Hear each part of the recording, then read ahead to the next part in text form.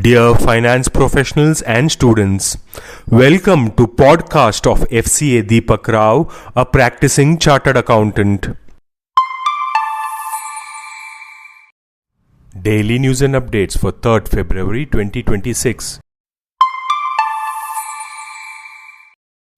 India and the US achieved a major diplomatic breakthrough after months of tension and tough talk as they reached a trade deal with US President Donald Trump, slashing tariffs to 18% from 25% following a phone call with Prime Minister Narendra Modi late on Monday. The additional penal levy of 25% that had been imposed on India for buying Russian oil has also been dropped. Trump said Modi had agreed to stop buying Russian oil. The government is exploring a merger of Power Finance Corporation and REC Limited. This move is part of a broader restructuring effort for public sector financial institutions.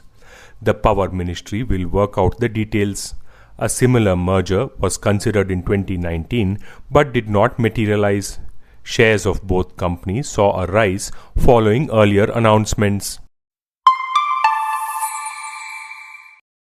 Apple has achieved a record 28% value share in India's smartphone market, fueled by a strong premiumization trend. Consumers are increasingly opting for high-end devices, with Apple's iPhone 16 series leading shipments. This shift is driving overall market value growth even as volume increases moderately.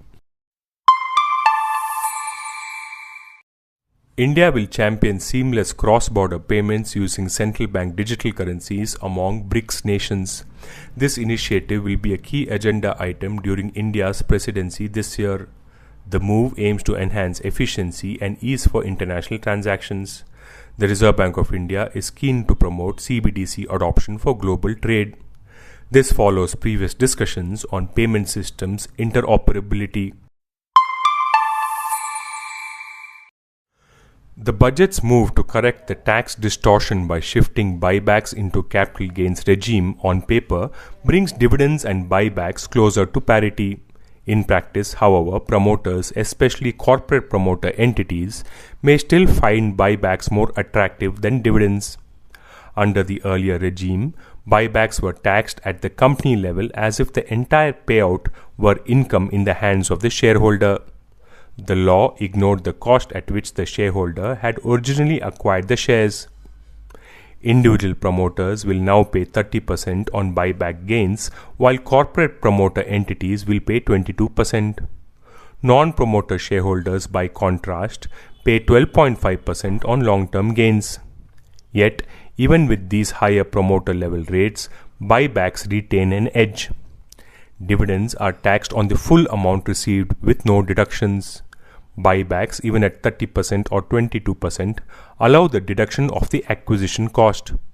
For many promoter groups, especially those who acquired shares at par through legacy restructurings or via promoter-owned entities, the cost base is negligible. In such cases, the tax outgo on buybacks and dividends may converge, but the structural advantages of buybacks remain intact. The Goods and Services Tax Network has issued an advisory announcing system enhancements in the filing of GSTR 3B applicable from January 2026 tax period onwards. The changes primarily relate to interest computation, auto-population of tax liability, and the flexibility in ITC utilization in line with the CGST rules. These enhancements reinforce GSTN's focus on automation, rule-based interest computation, and improved return accuracy. This podcast is sponsored by Sound of CA. We share because we care. Vande Mataram, Jai Hind.